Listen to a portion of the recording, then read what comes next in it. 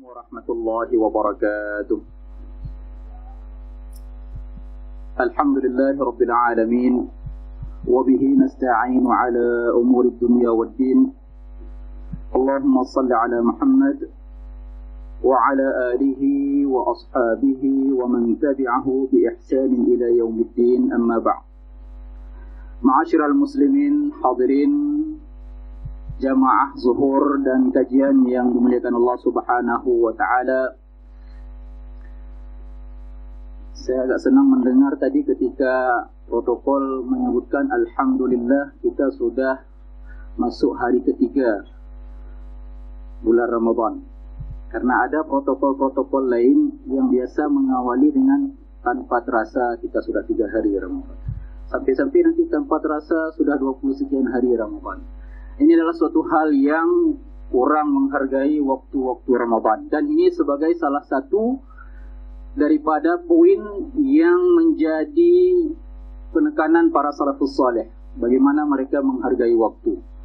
Kita tidak tahu siapa yang pertama sekali mengucapkan kata-kata tanpa terasa itu. Sebelum masuk Ramadan, ada orang mengucapkan tanpa terasa Ramadan sudah di ambang pintu. Jadi apanya yang tanpa terasa? Muharram dan seterusnya tanpa terasa. Ketika sudah mau hari raya, mengucapkan tanpa terasa Ramadan akan meninggalkan kita. Jadi apa yang terasa? Karena ada orang mengatakan seperti ini. Ketika disebut tanpa mencoba membela diri, maksudnya mereka katakan yang maksudnya hana terasa nyan heji bahayanya. Maka geun hana terasa.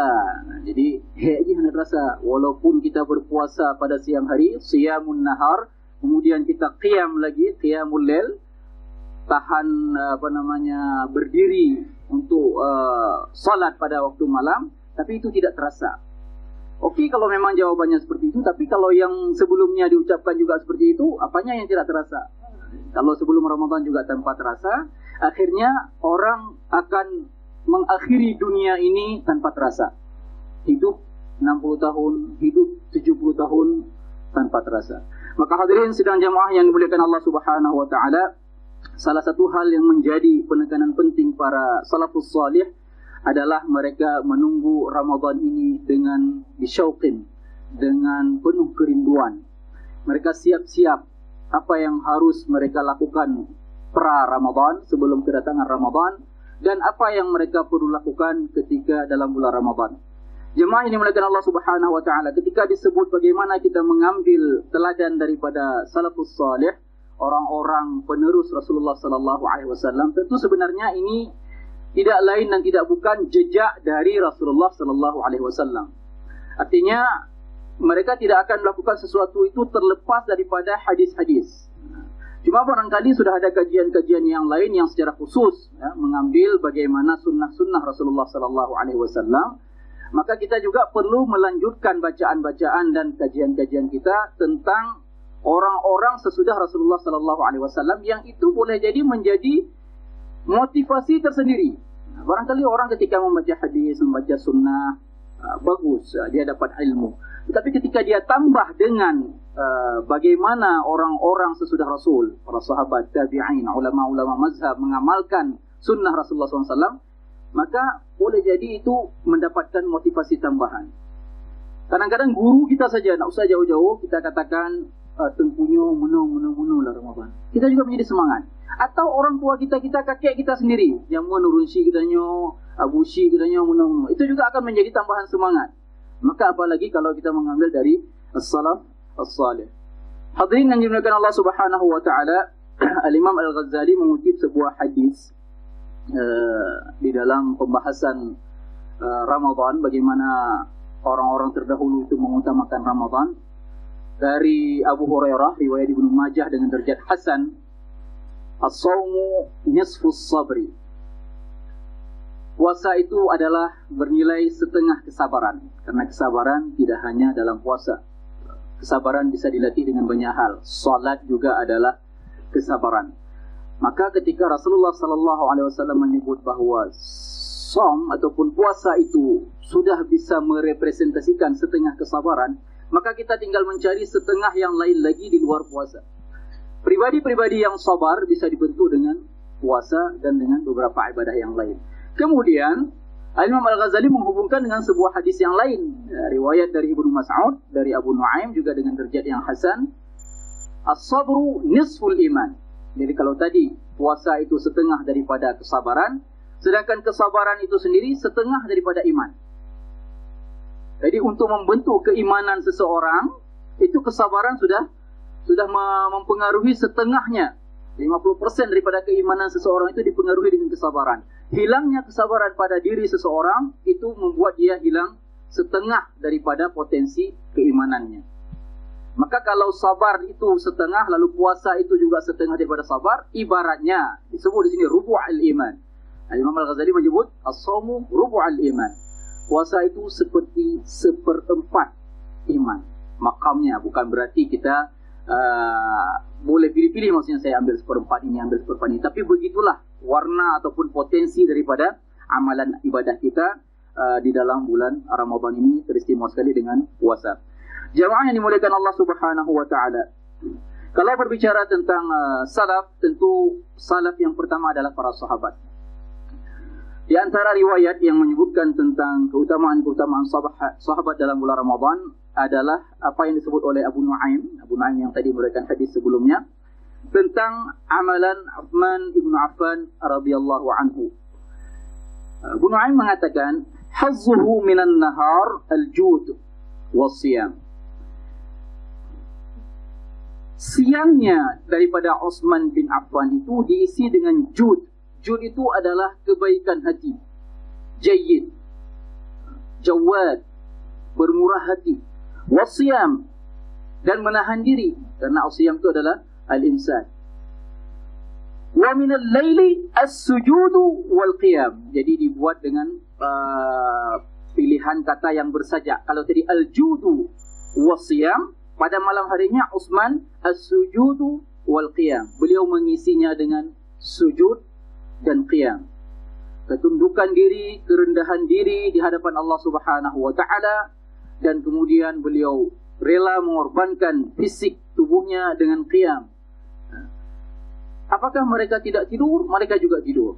Ya, Rasulullah sallallahu alaihi wasallam pernah didatangi oleh beberapa sahabat yang menyebutkan usaha mereka untuk beramal. Ya, sebelum mereka ditinggal oleh Rasulullah sallallahu alaihi wasallam, mereka mengkonfirmasi, ini bagaimana ini ya Rasulullah amalan saya ini. Jadi ada yang mengatakan berpuasa terus menerus. Dia tidak berbuka kecuali sudah merasa darurat. Hari-hari tertentu sudah darurat baru dia iftar. Sedangkan yang dia mampu masih tahan, maka dia lanjut. Tidak berbuka terus, besoknya tidak berbuka wisal. Karena mereka tahu Rasulullah melakukannya. Ada menyambung puasa.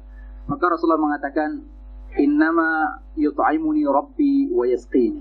Jangan sama dengan saya. Saya ini diberi makan oleh Allah Subhanahu wa taala, diberikan minum oleh Allah Subhanahu wa taala, tentu dengan cara yang itu hanya antara Allah Subhanahu wa taala dengan Rasulullah sallallahu alaihi wasallam. Tetapi dalam sifat kemanusiaannya, Rasulullah juga menunjukkan kepada para sahabat bahwa beliau asumu wa uftir. Saya juga berpuasa, saya juga berbuka. Ada sahabat yang lain yang terus-menerus beribadah malam. Hampir-hampir tidak tidur kecuali memang tidak sanggup lagi badannya menahan. Maka ini juga ditegur oleh Rasulullah sallallahu alaihi wasallam. Ana aqumu wa ana anam. Saya berdiri, saya qiyam, tapi saya juga ada niat, ada tidurnya. Karena setiap hak itu harus kita berikan. Allah Subhanahu wa taala punya hak, kita berikan hak Allah Subhanahu wa taala. Tapi tubuh kita juga punya hak, kita berikan hak tubuh kita, yaitu untuk memberikan tidurnya. Kemudian ada yang sampai tidak menikah. Karena kalau menikah itu bisa jadi mempengaruhi nilai ibadah dari satu sisi. Sehingga ada juga kita baca riwayat-riwayat salaf salih, ulama yang saking sibuknya dia dengan ibadah dan ilmu pengetahuan, tidak terfikir untuk menikah. Sampai kemudian dipanggil oleh Allah Subhanahu wa taala untuk meninggalkan dunia. Akan tetapi sahabat ini juga diberikan pelajaran oleh Rasulullah sallallahu alaihi wasallam, wa atazawwajun nisa. Saya juga menikah. Jadi kalau memang menikah itu tidak baik, tentu saya tidak akan lakukan. Maka kamu juga jangan seperti itu. Jangan sampai merasa bahwa nikah itu akan mempengaruhi ibadah dan ketekunan pada Allah Subhanahu wa taala. Memang ada jamaah yang dimuliakan Allah Subhanahu wa taala, orang-orang tertentu yang tidak bisa mengontrol. Ketika dia sudah menikah, maka kesibukannya itu sudah banyak untuk keluarga. Mengurus istri, mengurus anak, mencari nafkah untuk kebutuhan keluarga, yang kadang-kadang itu mengurangi hak-hak Allah Subhanahu wa taala. Tapi kita ambil tauladan dari Rasulullah sallallahu alaihi wasallam. Banyak juga salafus salih yang menikah, walaupun tadi saya sebutkan ada yang tidak menikah. Itu Utsman bin Affan.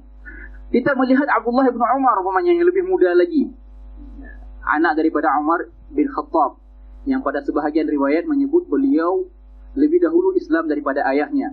Tapi riwayat yang kuat, beliau Islam bersama dengan ayahnya. Di sekeluarga Umar masuk Islam, anaknya Abdullah bin Umar juga masuk Islam. Ini disebutkan oleh Rasulullah sallallahu alaihi wasallam sebagai penghulunya para orang-orang yang beribadah. Panglimanya, orang-orang yang di depan di antara umat Rasulullah sallallahu alaihi wasallam yang ahli ibadah. Di samping juga ilmunya sangat mendalam. Ada beberapa Abdullah yang muda yang ilmunya sangat mendalam. Abdullah ibn Umar, Abdullah ibn Mas'ud, Abdullah ibn kalau Abdullah ibn Mas'ud tidak tergolong yang muda, tapi ada Abdullah bin Abbas, ada Abdullah bin Zubair bin Awam, ada Abdullah bin Amr bin As.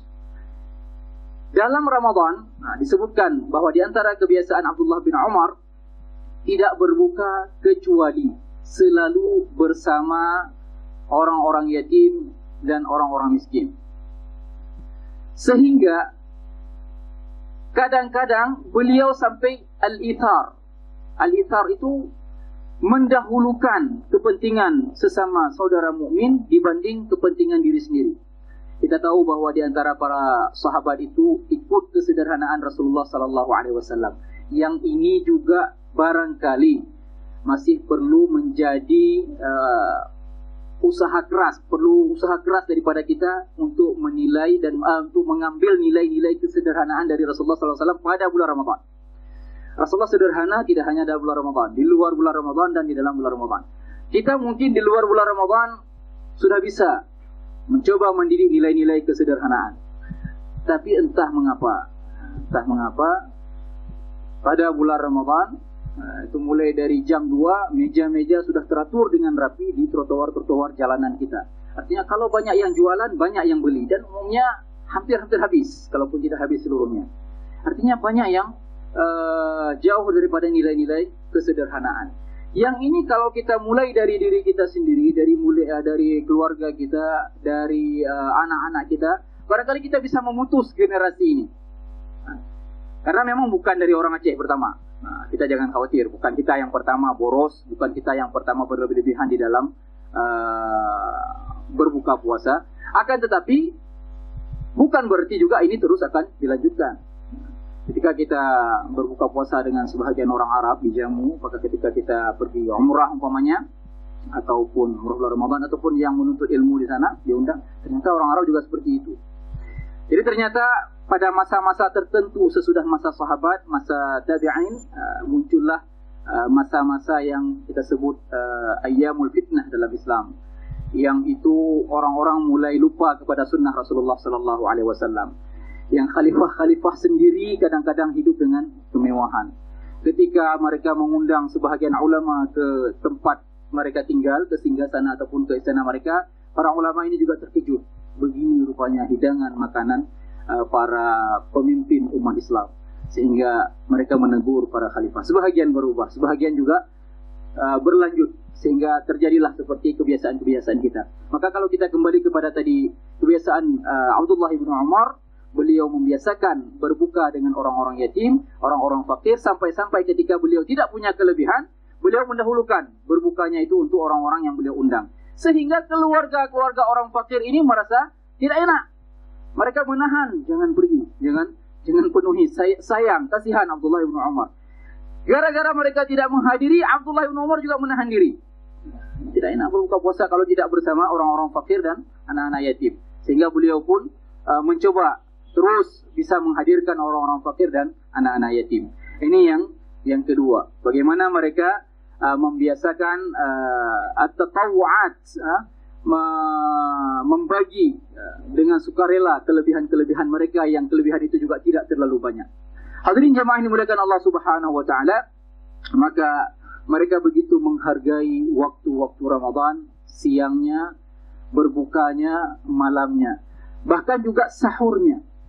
Sehingga di antara kalimat pujian untuk orang-orang yang beramal saleh seperti ini, kanu minal laili qalilan ma yahja'un. Mereka itu pada waktu malam sedikit saja mereka berbaring. Wa bil ashari hum yastaghfirun. Ketika sahur mereka isi dengan beristighfar, memohon ampun kepada Allah Subhanahu wa taala. Karena memang waktu sahur itu adalah salah satu waktu utama yang disediakan untuk memohon ampun kepada Allah Subhanahu wa taala, tidak hanya untuk memakan makanan-makanan yang akan mendukung usaha kita di dalam puasa bulan Ramadan.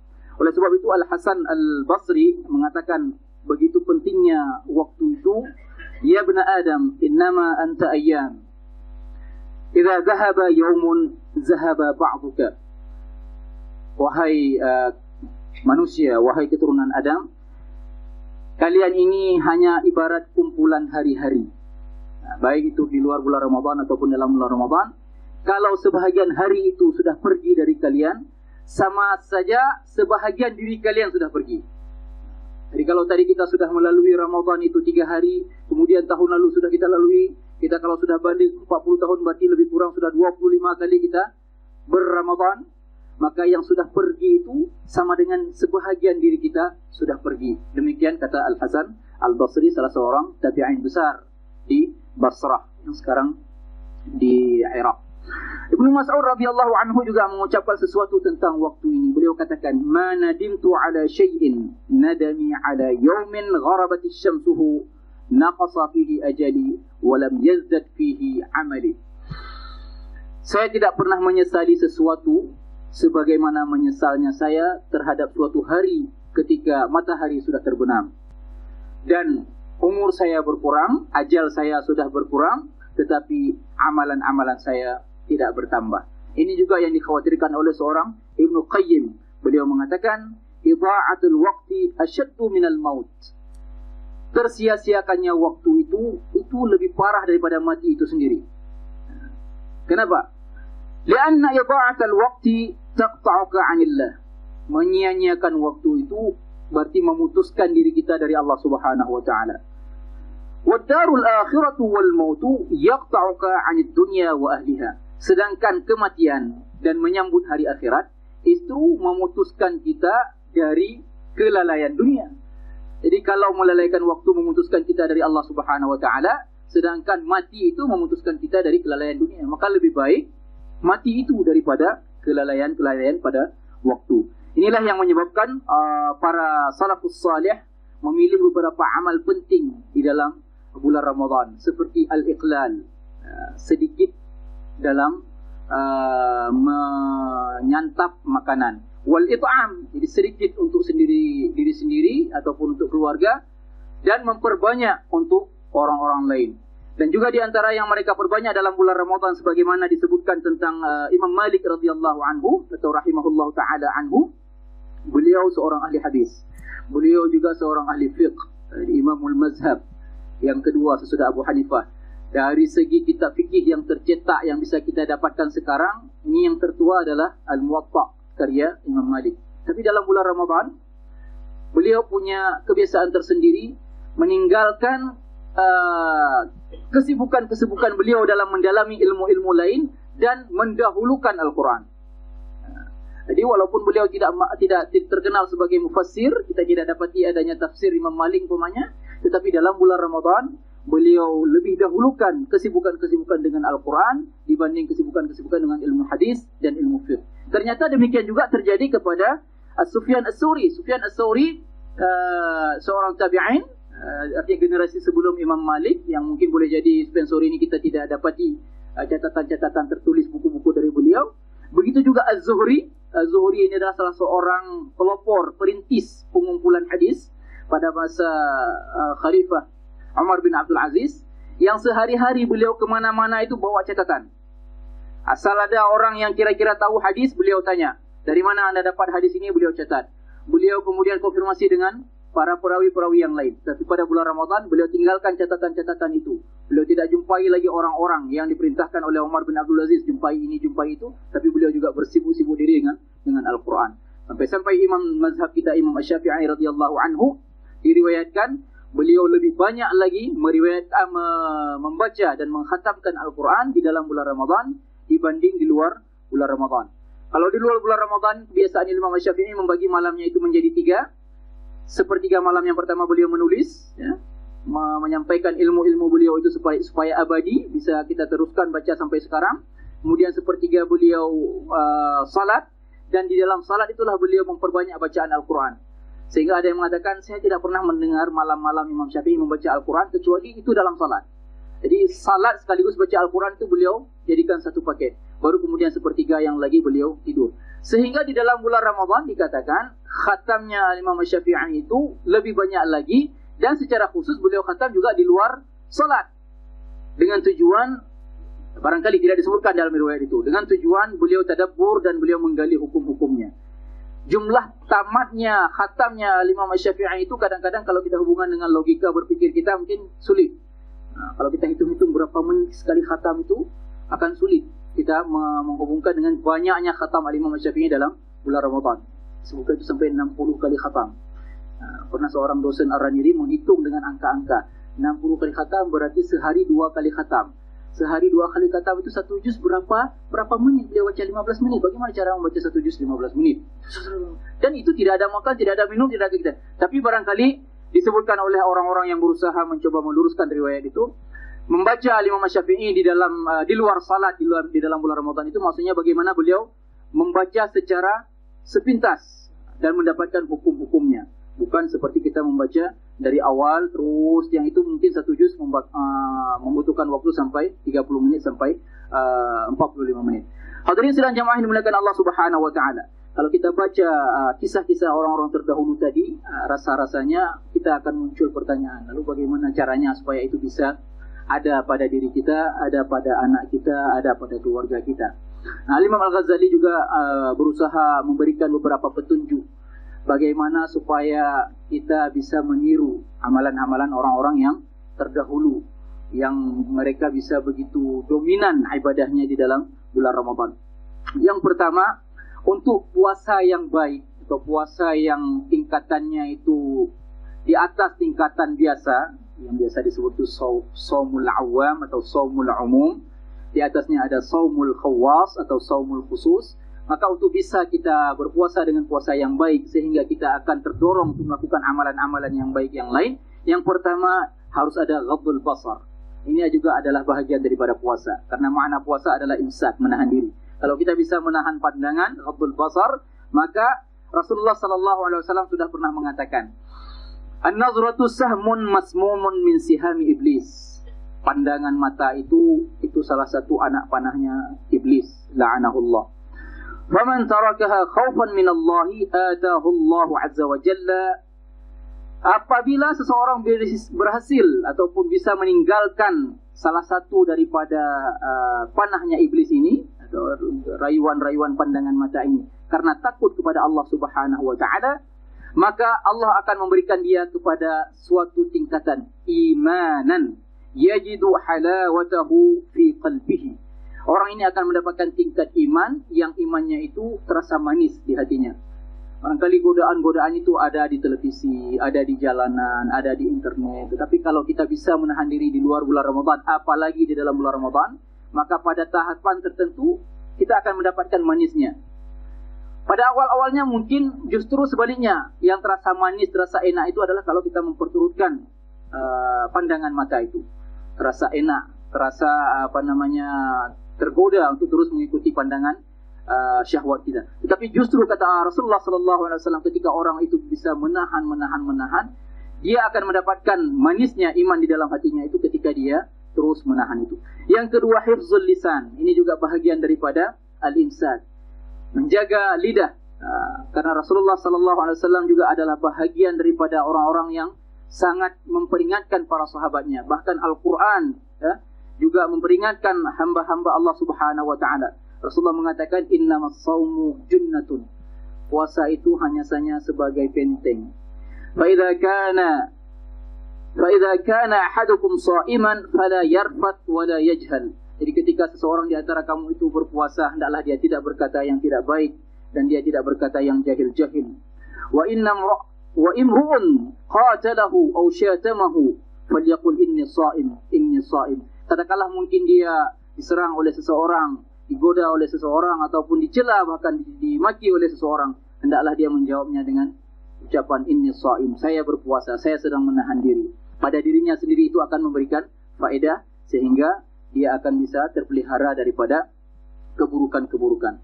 Yang ketiga, kata Imam Al-Ghazali, untuk bisa mendidik orang-orang berpuasa seperti para salafus salih adalah kafus sam', menjaga pendengaran. Ini juga semakin Ramadan, kadang-kadang acara televisi itu malah dia meramu berbagai acara yang menarik minat orang mendengar berita-berita tertentu tentang gosipkah dia, tentang keburukan-keburukan orang lain, yang ketika judul itu muncul orang akan tergoda untuk mengetahui apa isinya, siapa yang sudah cerai, baru kahwin kemudian sudah cerai, siapa yang tiba-tiba sudah melahirkan anak, baru saja menikah umpamanya. Itu adalah hal-hal yang sebenarnya tidak patut untuk diangkat, tetapi justru mereka mengatakan hal-hal yang tabu diangkat menjadi hal-hal yang menjadi tontonan menarik ataupun menjadi bahagian daripada berita. Hadirin jemaah yang dimuliakan Allah Subhanahu wa taala. Selanjutnya Imam Al-Ghazali juga mengajak kita untuk menahan baqiyatul jawarih minal asam atau 'anil asam. Kalau tadi mata, lidah, telinga bisa kita tahan, maka anggota tubuh yang lain, tangan, kaki, juga perut, bagaimana caranya supaya bisa tahan daripada hal-hal yang halal dalam bulan Ramadan. Ini satu pelajaran penting daripada bulan Ramadan. Kalau dalam bulan Ramadan kita dituntut menjaga dari hal-hal yang haram, yang sudah jelas-jelas haram. Tapi dalam bulan Ramadan, yang halal pun kita berhasil tahan. Makanan kita cari sendiri secara halal, minuman kita masak sendiri, nafkah yang kita sudah dapat di rumah itu kita tahan. Isteri kita sendiri yang halal juga kita tahan pada waktu siang hari. Maka kalau yang halal bisa kita tahan pada bulan Ramadan, selanjutnya itu menjadi pelajaran penting. Di luar bulan Ramadan, yang haram pun lebih mudah lagi kita tahan. Yang halal tak ada tun. Kita yang haram-haram lebih mudah untuk kita tahan lagi di luar bulan Ramadan. Kemudian di antara petunjuk yang terpenting kata Imam Al-Ghazali, sudah kita berpuasa, sudah kita menegakkan malam-malam bulan Ramadan, tetapi di akhir setiap ibadah kita itu, di setiap akhir puasa kita itu, selalu hati kita itu masih tergantung. Mu'allaq bainar raja wal khawf. Apakah diterima puasa kita oleh Allah Subhanahu wa taala? Apakah diterima qiyamul lail kita oleh Allah Subhanahu wa taala? Ini salafus salih sudah berusaha begitu banyak beribadah, tapi mereka masih gundah. Apakah sudah benar syarat-syaratnya ini puasa yang mungkin itu sudah diajarkan oleh pemateri yang sebelumnya? Apakah hal-hal yang membatalkan puasa sudah kita jaga dengan baik? Maka di antara khauf dan raja itulah kita berposisi. Memang kita takut, kita gundah, tetapi kita penuh pengharapan. Allah Subhanahu wa taala Ghaffar, Allah Maha Pengampun. Maka waktu-waktu sahur tadi yang kita bisa menggunakan untuk beristighfar kepada Allah Subhanahu wa taala, disitulah mudah-mudahan menjadi kesempurnaan daripada puasa kita seperti Ramadannya orang-orang yang salih, para pendahulu sesudah Rasulullah sallallahu alaihi wasallam. Barangkali ini sekedar penyampaian yang menjadi pengingat bagi kita semua, dan kita sampaikan lagi nanti kepada keluarga kita. Kalau memang ada hal-hal yang ingin ditanyakan, dipersilakan. Assalamualaikum warahmatullahi wabarakatuh. Saya Juliani. Saya mau tanya terkait dengan kebiasaan orang-orang terdahulu beribadah di siang dan di malam hari dengan waktu yang begitu lama. Nah, yang terjadi sekarang ini, kalau kita terlalu lama beribadah di malam, biasanya kita ngantuk untuk kerja di siang harinya. Nah, adakah trik-trik tertentu ketika masa dahulu orang bisa beribadah sampai tengah malam, sepertiga malam, terus ketika pagi masih bisa beraktivitas? Karena itu juga pengaruh dengan kalau kita di kantor jadi ngantuk atau jadi malas-malasan, mungkin ada triknya. Terima kasih. Assalamualaikum warahmatullahi wabarakatuh. Waalaikumsalam warahmatullahi wabarakatuh. Memang tadi ketika kita baca riwayat Al-Imam Syafi'i, beliau lebih dahulu dengan ilmu di awal malam. Tetapi itu boleh jadi sebahagian daripada malam-malam beliau. Karena Rasulullah sallallahu alaihi wasallam membiasakan beliau bersama para sahabat itu tidak buat kegiatan lain sesudah ibadah terakhir. Kalau di luar bulan Ramadan, ibadah terakhir kita adalah salat Isya. Maka jangan buat kegiatan lagi sesudah salat Isya. Sedangkan di dalam bulan Ramadan, kegiatan terakhir kita adalah salat tarawih. Ataupun kalau yang sudah witir, langsung menjadi penutup salat witirnya. Sesudah itu langsung istirahat. Dan itu yang akan mendukung fisik ataupun tubuh kita untuk bisa bangun di awal malam. Yang itu ada yang mencoba membaginya dengan 6. Artinya sesudah bangun nanti di akhir malam, ada 1/6 lagi yang bisa tidur. Jadi kalau malam kita ini antara jam 10 sampai jam 5, berarti 7 jam. Kita bagi itu menjadi 6 jam. Menjadi 6 bahagian. Berarti usahakan ada 1 jam terakhir lagi sebelum makan sahur itu untuk istirahat sesudah beribadah. Hadir siklus yang seperti ini disebutkan oleh para ulama mendukung kondisi tubuh kita agar bisa pada siang bulan Ramadan itu ataupun siang hari-hari yang lain tetap fit.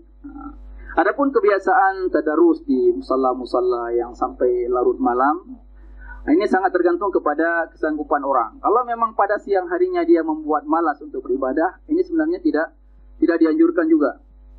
Ada hadis yang secara riwayat dhaif bahkan maudhu'. Naumus shaim ibadah. Tidurnya orang yang berpuasa itu adalah ibadah. Tapi secara makna bisa kita luruskan. Bukan tidur dengan memperbanyak di siang hari itu yang menjadi ibadah. Akan tetapi tidur yang wajar pun akan membuat orang-orang itu berpahala. Di situ letak ibadahnya. Kenapa? Karena tidurnya orang dalam bulan Ramadan itu, kalau siang hari dia tidur, dalam keadaan menahan diri. Berarti pahalanya tidak putus. Sedangkan tidur kita di luar bulan Ramadan, kan putus pahalanya. Paling-paling di awalnya saja kita berdoa dan berzikir, kemudian kita sudah berlelap ria dengan tidurnya. Kecuali tidurnya para nabi. Akan tetapi kalau kita tidur di dalam bulan Ramadan, siang hari itu diawali dengan puasa yang terus kemudian masih dalam pada puasa, inilah yang membuat ibadah kita berkelanjutan, maka pahalanya lanjut.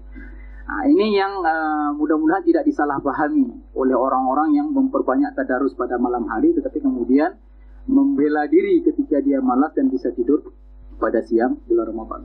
Jadi kita tetap dengan siklus beribadah malam tapi kemudian juga tetap beraktivitas siang. Rasulullah SAW itu dilepas oleh Fatimah pagi hari keluar untuk berdakwah dalam keadaan rapi, tapi kemudian ketika pulang beliau sudah dalam keadaan yang sangat lusuh karena berdakwah. Dan itu disebutkan kalau di luar bulan Ramadan beliau ajwadun nas, tapi di dalam bulan Ramadan beliau lebih lagi aktsaru ajwad atau dalam ajwadun nas wa ziyada atau kama qala Rasulullah sallallahu alaihi wasallam di riwayat Aisyah. Aisyah mengatakan kebaikan dan kedermawanan Rasulullah sallallahu alaihi wasallam itu lebih hebat lagi di dalam bulan Ramadan dibanding di luar bulan Ramadan. Makanan-makanan tertentu juga seperti yang disunnahkan oleh Rasulullah sallallahu alaihi wasallam itu juga mendukung. Kita menutup makanan kita dengan kurma umpamanya. Kemudian mengawali berbuka kita juga dengan kurma. Dan itu sebahagian ahli medis sudah mencoba menelitinya, ada pengaruh. Kalaupun diganti dengan buah-buah lain yang ada rasa manisnya ataupun punya sifat-sifat seperti sifat kurma, itu juga mendukung. Inilah yang barangkali bisa kita sebut untuk bisa menambah stabilitas tubuh kita agar tidak menjadi lemah di dalam kegiatan pada bulan Ramadan. Mungkin saya kira yang bisa saya jawab. Bismillahirrahmanirrahim. Assalamualaikum warahmatullahi wabarakatuh. Nama saya Ibnu Sa'dan. Saya ingin menanyakan terkait tentang amalan tadi, amalan sholatus salih. Dan hari ini kita melihat tidak sedikit di antara kita yang melakukan amal soleh di bulan Ramadan, lalu mempublikasikannya di dunia media, di dunia maya. Dan ini kita tidak melihat dari segi negatifnya. Kalau misalnya kita ada hal yang positif mungkin yang bisa kita lihat di sini adalah mensyiarkan ataupun menghidupkan Ramadan. Misalnya yang dulunya jarang membaca Al-Quran, kita mempublikasikan bahwa memperbanyaklah baca Al-Quran di bulan suci Ramadan. Namun di sisi yang lain, kita juga dikhawatirkan tentang hati, Ustaz. Ketika kita mensiarkannya di dunia media, di dunia maya, kita khawatir hati ini menjadi ria nantinya. Lalu mungkin ada tips khusus dari Ustaz bagaimana menghadapi kondisi seperti ini, Ustaz. Assalamualaikum warahmatullahi wabarakatuh.